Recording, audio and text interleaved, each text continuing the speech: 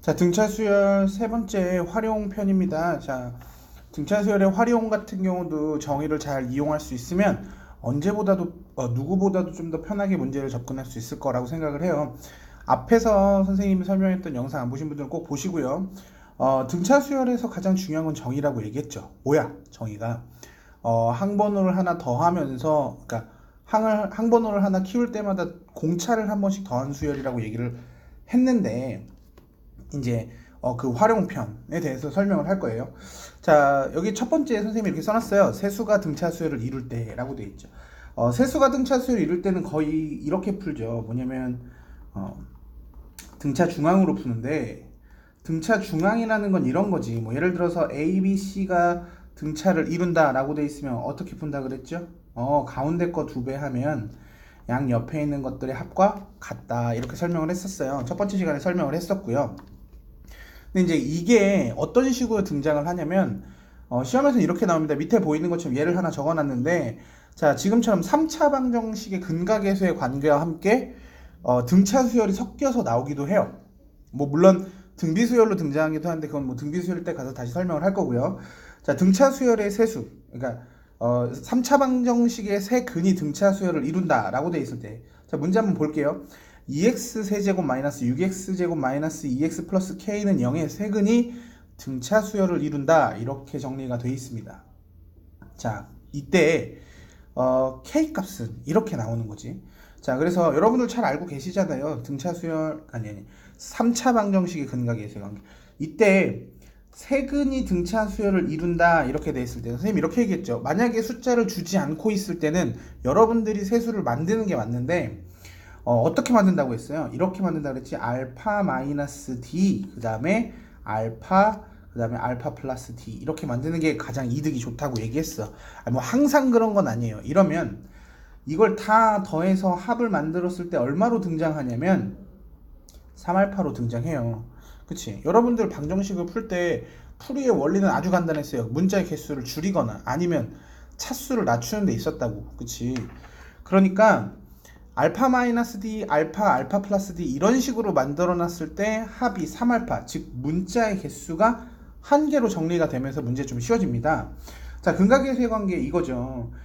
최고차항의 개수, 3차 항의 개수 분의 그 다음 거에 부호를 바꾸면 이게 바로 세근의 합이었단 말이죠. 세근의 합, 즉 알파 마이너스 d 더하기 알파 더하기 알파 플러스 d가 나오는데, 이게 아까 3알파라고 했고, 여기서 보면 얼마로 나와요? 2분의 마이너스 6의 부호를 바꾸니까 얼마? 3으로 등장하니까 이때 뭐야? 알파는 3으로 나옵니다. 자, 여기서 처음 이 문제를 접하는 사람들은 근각계수의 관계를 너무 정직하게 푸는 거 있죠. 그 다음에 이제 세근을 2개씩 곱한 거 있죠. 뭐 예를 들어서 알파 베타, 베타 감마, 감마 알파를 곱해가지고 더하는 형태. 그거는 이거분의 요렇게 파란색, 그쵸? 순서대로 해서 플러스로 바뀌고, 그 다음에 세 개를 그냥 곱한 거는 뭐가 되지? 다시 순서대로 맨 앞에 거랑 맨 끝에 거의 부호가 바뀐다고.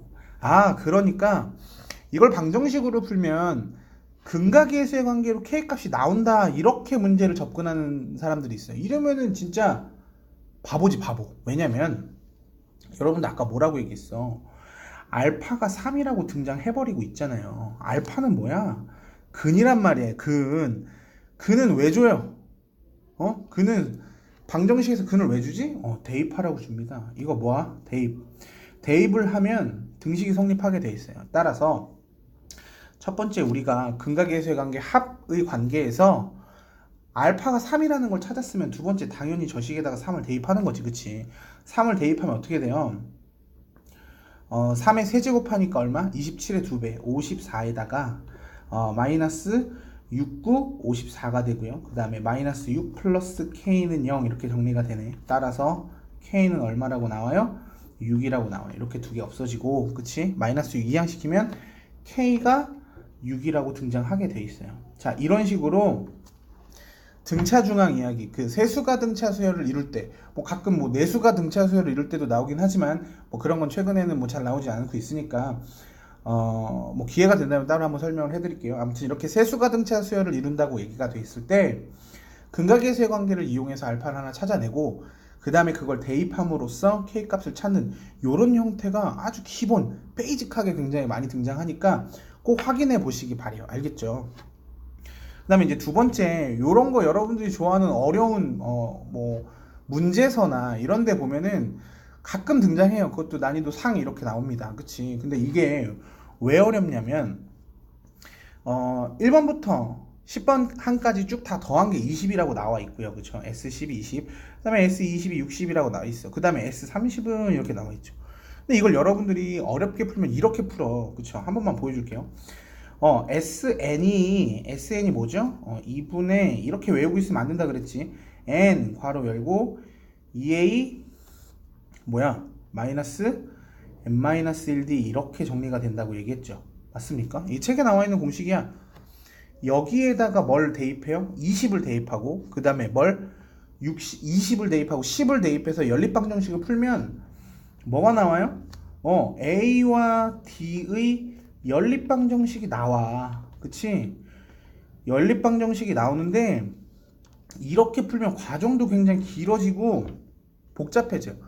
그러면 어떻게 풀라고 얘기를 했었냐면 선생님이 이런 얘기 했었어요.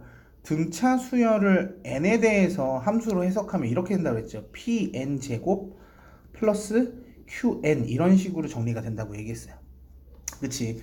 따라서 이대로 문제를 접근하면 어떻게 되냐면 10 대입해봐요. n에다가 10 대입하면 S10은 어떻게 나와? 100p 그죠? 플러스 10q 이렇게 나오고요. 그게 얼마라고 나와져 있어? 20이라고 나와져 있죠. 그 다음에 여기다가 뭘 대입해? S20을 대입하게 돼 있어요. 그럼 얼마? 400p 플러스 얼마? 20q 이렇게 대입을 하게 돼 있다. 그럼 이게 얼마? 60 그쵸? 그래서 S20에서 S10을 빼면 얼마가 나오죠? S20에서 S10을 빼면 어떻게 되냐면 300p 플러스 아이고 이렇게 빼면 안 된다.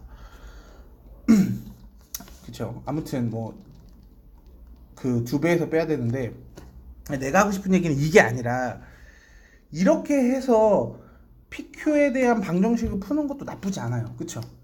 이렇게 하면 언제든지 풀 수 있고 P가 뭐라고 했어? 공차를 2로 나눈 거라고 했고 그다음 P랑 Q랑 더해서 뭐가 나온다고 얘기했죠? 앞에 꼭 확인해요. 그래서 P는 공차를 2로 나눈 거였고 P 플러스 Q는 뭐가 나온다고 그랬죠? 첫 번째 항이 나온다고 얘기했다고. 그치?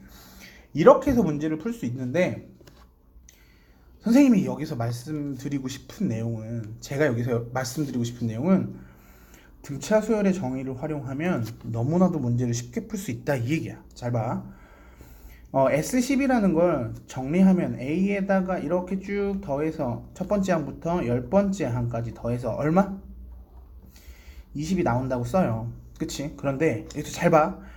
11번째에서부터 시작을 해서 쭉 더하면 이게 얼마냐면 1번부터 20까지 더한 게 60이었으니까 1번부터 10번까지 더한 20을 빼고 맞아요? 그럼 60에서 20을 빼니까 이거 40으로 나옵니다. 맞아요. 그 다음에 등차 수열의 선생님 정의가 뭐라고 얘기했냐면 제가 말씀드린 게 1번 항에서 11번 항으로 갈 때 공차 몇 번 더하죠? 몇 번 더해요? 10번 더하게 돼 있어요. 공차를. 그쵸? 2번에서 12번 갈 때도 공차를 똑같이 10번 더해요. 그 다음에 얘도 10번 더하고 얘도 10번 더하고 무조건 10번씩 더해서 다 항번호를 10번씩 키웠다고 생각하면 실제로 20에서 40까지는 공차를 몇 번 더한 게 되니까 100번 더한 게 돼요. 그래서 여러분들 여기서 아주 쉽게 이렇게 나옵니다. 100D가 얼마 나와? 20이 나와요. 그쵸? 공차가 여기서 뭐 5분의 1이라는 것도 알 수 있는데 그게 중요한 게 아니라 그럼 우리 이렇게 만들 거야. 그럼 A 21번부터 시작을 해서 22번, 23번 쭉 더해서 30번까지 더하면 과연 이게 얼마일까? 그쵸? 마찬가지로 여기서 11번에서 21번까지 오는데 공차 몇 번 더해요? 10번 더하겠지. 두 번째 것도 10번 더하고 계속 10번씩 더하고 20번째에서 30번으로 넘어갈 때도 공차를 10번 더한다고. 그러니까 여기서 40에서 즉 11번에서 20번까지 더한 거 21번부터 30번까지 더한 걸로 막 만들려면 공차를 몇 번 더해주면 되는 거예요? 그렇지. 위에 거랑 똑같이 100번을 더하면 되는 거야. 그쵸? 근데 공차 100번 더한 게 얼마를 더하는 거랬지? 20을 더하는 거죠. 따라서 40에서 얼마로 넘어와? 60이 되겠죠 이거. 그러면 드디어 이렇게 쉽게 풀렸어. 어떻게 푸는 거야? 그래 A1번부터 A2번부터 2번에서 3번 쭉 해가지고 이 30번까지 더한 건 20 더하기 40 더하기 60 해가지고 얼마? 120 이렇게 등장을 해요.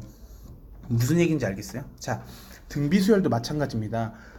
등비수열의 정의를 확실하게 이해한다면 지금 같은 이런 난이도 높아 보이는 문제들도 어떻게? 그냥 덧셈으로 풀 수 있다는 거지. 그치?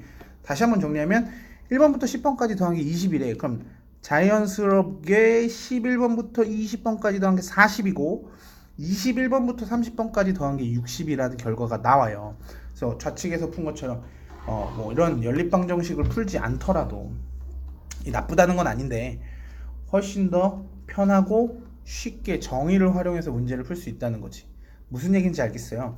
그래서 여러분들 등차 수열을 굉장히 쉽다라고 판단하는 경우가 있어요. 등차 수열 그냥 공식에 막 대입하면 되는 거지만 하지만 그 뒤에 넘어가서 뭐 시그마라든지 이런 것들 다 등차 수열, 등비 수열의 정의를 활용하게 돼 있고요. 나중에 여러분들이 뭐 로그라든지 뭐 이런 것들이 섞여서 나올 때도 정의를 정확하게 이해하고 있는 게 중요해요.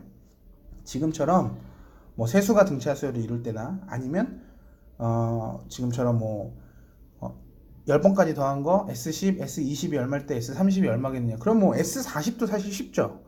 S40은 얼마겠어요?